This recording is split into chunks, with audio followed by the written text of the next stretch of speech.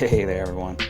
My name is Gage LaPierre, and today we're about 2 hours away from Gainesville, Florida, out here on the Atlantic coast near Jacksonville, Florida.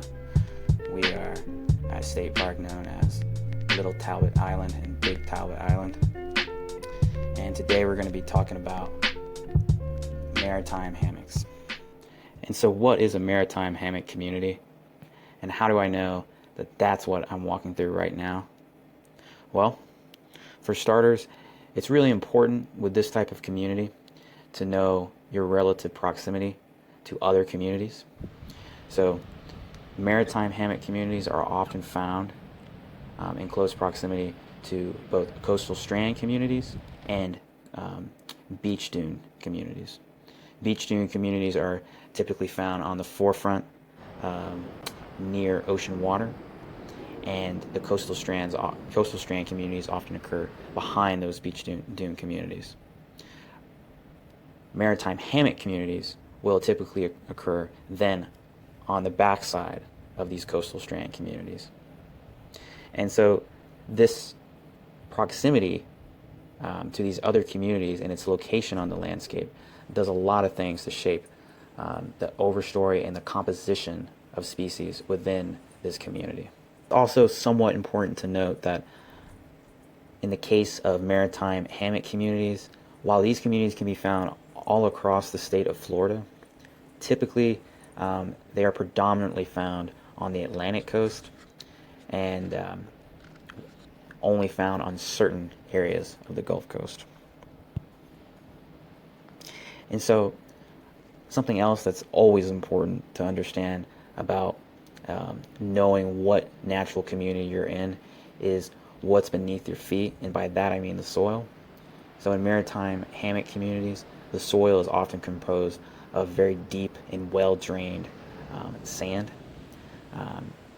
Oftentimes, these soils are mixed with shell fragments, and this can sometimes give certain maritime hammock communities a particularly rich calcium deposit, which can again shape the composition of these communities.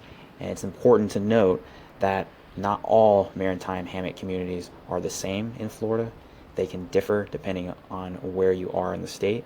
Like all natural communities in Florida, if you go to the Panhandle and then you compare those communities with those found in South Florida, even though they are very similar in their dominant species, they can differ. And so with all that said, now let's just make some general observations about both the overstory and the understory and just the structure of maritime hammock communities.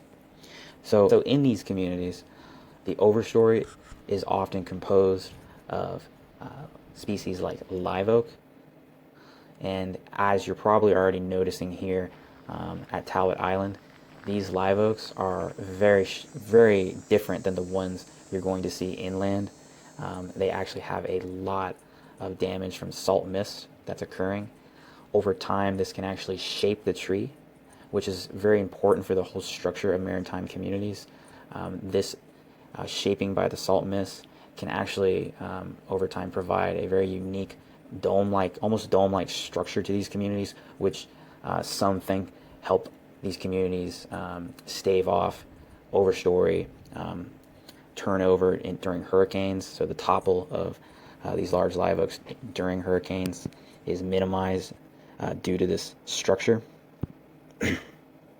Another species that you can often find in maritime hammock communities is eastern red cedar. As we're going to note in several of these other coastal communities in Florida, eastern red cedar is often abundant in areas where there are large shell deposits or the soils are calcium rich. It's important to note that eastern red cedar is very flammable and is also not tolerant to fire. And so additional overstory species in maritime hammock communities include things like cabbage palm and one very notable species, red bay. Red bay is a very interesting species that's found in a lot of different coastal communities. Unfortunately, red bay has suffered a great deal of damage due to the invasive ambrosia beetle, which is causing laurel wilt disease. Throughout a lot of these coastal communities, red bay has dramatically declined in the mid-story and overstory of coastal communities, and it's not clear how this is going to influence these communities in the long run. And so another thing that we're noticing today is that the mid-story in maritime hammock communities is can often be dense. Oftentimes, the mid-story in these communities can be composed of species like Yalpon holly. Interestingly to note, it is the only caffeinated plant native to North America. It was widely utilized by indigenous people. Another species that we see here is wax myrtle. Wax myrtle typically does very well in these coastal environments. And finally, saw palmetto. Saw palmetto is a very abundant shrub throughout the state of Florida. It's often found in flatwood communities as well as many other coastal communities. It's important to note that unlike a lot of these species that we're seeing, saw palmetto is very tolerant of fire.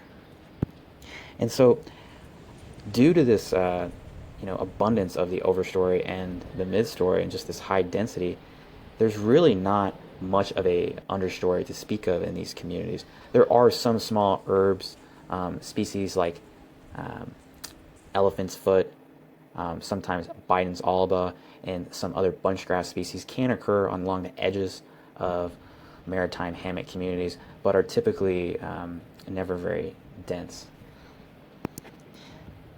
And like I said, and like I mentioned earlier, again, this composition can differ in South Florida, in more tropical maritime hammock communities.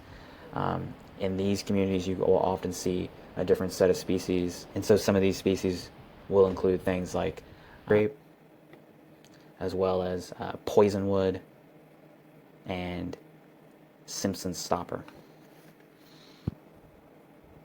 And so now that we have a good understanding of what maritime hammock communities look like, let's just talk about some of the natural processes and disturbances that go into maintaining and forming these communities over time. Clearly, this close proximity to coastal forces like hurricanes and the flooding can greatly influence these maritime hammock communities, something that we're seeing quite dramatically here at Big Talbot Island is just the very dramatic erosion of the shoreline and both the coastal strand and beach dune community, and has made its way essentially to what was once probably a much farther away maritime hammock. As I alluded to earlier, fire doesn't really influence these communities as much as it does other communities in Florida. It's thought that fire has played a minimal role at most in these maritime hammock communities. And something else that's also worth noting is that this burial of some things by sand due to just the wind coming off the coast every day in these communities can actually also have an effect on some of the species here, as some species can actually be buried over time or eroded just due to the fierce coastal wind that we have in Florida. And so in terms of some of the threats that are facing maritime hammock communities, many other communities in Florida, land clearing remains probably one of the top threats. In the past, a lot of maritime hammocks, unfortunately, have had large sections of them carved out of them for roadways and for parking lots to provide beach access to Floridians. And so this has degraded these communities by increasing the edge effects along these areas and providing a pathway for invasive species to come in. On that note, one notable species that has threatened a lot of maritime hammock communities in Florida is Australian pine. This species was originally planted in Florida for erosion control along beaches, but unfortunately this species can invade these maritime hammocks and often degrade these communities. threat to these communities includes sea level rise.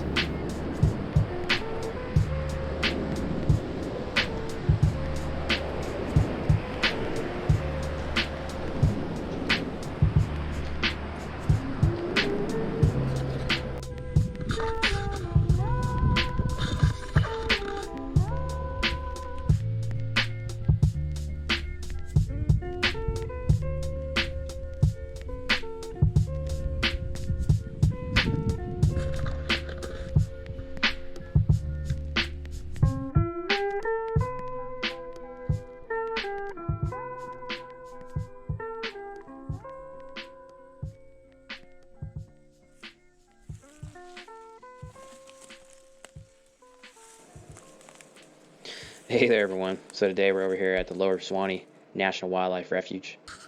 If you haven't been to this part of the state, just come check it out sometime. It's an awesome and remote place, and it's only about an hour drive west of Gainesville, Florida. And right now, I'm walking through a community known as a coastal hydric hammock. Coastal hydric hammock communities are a fairly unique community in Florida. Oftentimes they're found along or adjacent to saltwater marshes on the Gulf Coast of Florida. And so generally speaking, the soil profile in coastal hydric hammocks is typically characterized as being very poorly drained. This is the opposite of maritime hammocks, if you remember, where the soil is very well drained. Something else to note about coastal hydric hammocks is that oftentimes you will find limestone outcrops close to the surface, or at least within that soil profile, and this greatly influences the overstory composition that we see. And so the overstory composition in coastal hydric communities is somewhat similar to maritime hammocks. You'll often find cabbage palm, live oak, and eastern red cedar in coastal hydric hammock communities, and playing a pretty big role in the overstory. And that's something that we're seeing here today down here at the Lower Suwannee Wildlife Refuge. One thing that's different, though, that we can see in coastal hydric hammocks and we're seeing here today is we are seeing other hardwood species like hickory, sweet gum, and even some red maple. Another species that we're seeing as well today is swamp laurel oak. Oftentimes the mid-story in coastal hydric hammocks can be composed heavily of a diversity of vines. These include rattan vine, pepper vine, trumpet creeper, yellow jessamine, and summer grapevine and muscadine vine. And so depending on the proximity to water, the understory in hydrocoastal hammocks can vary in terms of its density. Here, the understory is pretty sparse. It's made up of some ferns. Ground cover species that we're seeing are things like various different species of sedges and wood oats. And one small forb that we are seeing at times is elephant's foot.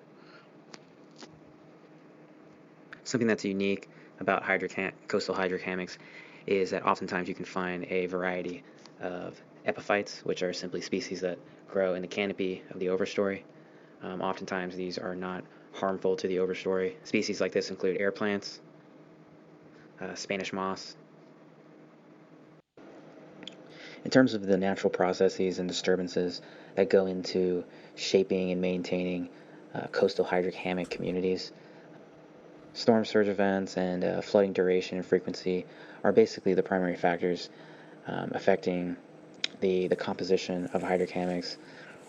One of the things, again, to note is that storm surges, which can bring in higher salinity levels, can influence the development and the composition of these communities. Something else that's worth noting as well is that fire is generally not considered a very important disturbance in coastal hydric communities. Typically, a fire in the past would have been rare or only occasional in these communities. It's been noted that cabbage palms are very fire tolerant, and typically higher fire frequencies favor this species. And it's also noted that species like red cedar, for instance, are very susceptible to fire and are very flammable. Interestingly enough, is when you go out to some of these communities, especially when you're closer to saltwater marshes where fire did play a little bit more of a role, you can actually see some of these effects going on, which is really cool. So some of the threats facing coastal hydric hammock communities include conversion to pine plantation activities, as well as flood control enhancements. Typically, this has been a historical issue with these communities. Today, some of the more prominent issues facing coastal hydric hammocks, however, include things like species, both plant and animal. Unfortunately, what's very unique with coastal hydric hammocks is it actually seems to be one of the preferred habitats of feral hogs, which, if you remember, were brought over very early on by the Spaniards. These can cause a lot of damage to the understory in these communities, and can also just greatly affect the development of new overstory cohort, and can also at times encourage the arrival of other invasive species. Projected sea level rise is also another threat facing coastal hydric hammocks.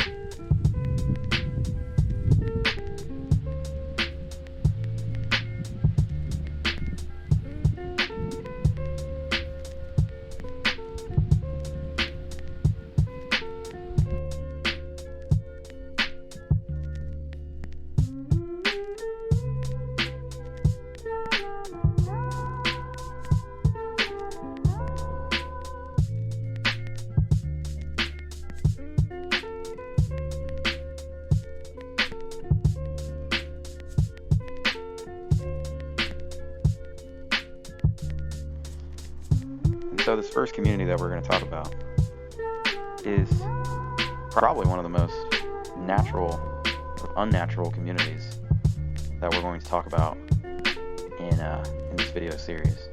And so what do I mean by that? Well, this area that we're walking through right now is known as a shell mound community. And so what is a shell mound community? And how do I know that that's what I'm in right now? Well, as the name implies, these communities are composed of very large mounds of shells. Here at Cedar Key, we're standing on one mound that rises to a height of about 30 feet, and is composed primarily of marine invertebrates, shells, oysters, scallops, clams, things of that nature. And so how did these large mounds of shells form? How did they come to be? Well, as many of you know, Florida was inhabited by indigenous people going back to at least 6,000 BC. Some experts say longer than that. And one of the things that we know about those peoples that lived in this area is that they lived mostly along the coastlines in Florida, although there was some groups that lived in the interior. For a long period of time, these indigenous people that lived along the coastlines of Florida created quite a few large midden mounds, as they're sometimes called, or shell mounds. And they did that, we think, for a variety of reasons. Part of that was ritual, and then other parts of that were simply because they were using these mounds as a place to inhabit, and while in search of food along the coastline, and also some people also say they help stimulate the productivity of marine life in those areas. And so over time, as these sand barriers that were built upon with all these shells, and as these shell mounds developed,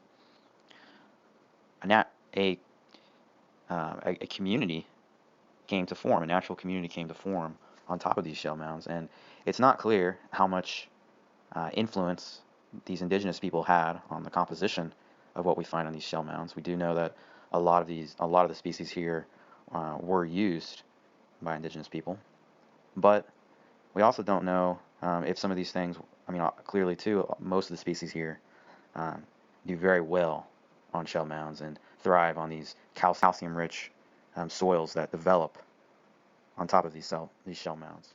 And so that's essentially what I mean by these shell mounds being some of the most natural of unnatural communities that we have in Florida, because essentially they are man-made, but on the same hand, they developed over time with and without the influence of human beings. So it's a very interesting community and a very special one in Florida, and I'm very happy that we get to cover this one. And so let's just briefly talk about some of these observations that we can make about these shell mound communities. What's the overstory and the understory look like here, and how are some of the species that inhabit these shell mounds? And so a lot of the species that are found on shell mounds are similar to that of both maritime hammocks and coastal hydric hammocks. We're seeing species like eastern red cedar, live oak, and cabbage palm. But we're also seeing some fairly unique species. Interesting ones like soapberry. Soapberry is known to have been used by indigenous peoples for various different purposes, has antimicrobial properties, and as the name implies, it was often used in soap making in the past. We're also seeing another species called Carolina buckthorn. Find some normally southern species on some shell mounds farther north, which is interesting. I think that's partly due because of migratory birds stopping by on these shell mounds. Some of these species include Florida swamp privet, Florida snowberry, and saffron plug. And for the most part, the understory in shell mounds are pretty sparse. This is primarily due not only because of the very intense calcium-rich soil, but also because of the shading going on from some of the overstory species. But nonetheless, you can typically find on these shell mound species like Kunti. Kunti is a very interesting species. It was actually once considered endangered, primarily due to its use as a starch by early settlers in Florida. It was widely used as a starch by indigenous people. Today, you can find this plant very widely used for ornamental use across the state. So, rare understory species that you might see on shell mounds further south. Some of these species include things like the aboriginal prickly apple, which is very rare, only found in a handful of counties at this point, and also terrestrial pepperina.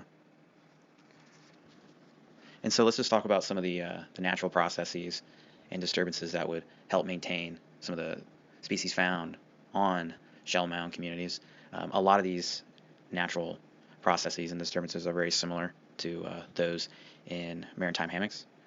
The coastline is one that continually affects the species in shell mounds. The salt spray mix, the storm surges, all of these can kill off certain intolerant species like live oak. Live oak can be killed off by an increased salt runoff into these areas. Another thing that tends to happen is you can also have these periodic freeze events, which can then kill off some tropical species. In terms of the threats facing shell mound communities, in the past, many, if not most, of the shell mounds in Florida were destroyed for use as fill material in roads. With that said, some of the current threats facing shell mound communities include things like, and really stands to wipe out quite a few more of them, is sea level rise. Unfortunately, based on the projected level of sea level rise, it doesn't seem like there will be too many shell mounds left in the state of Florida in the far future. So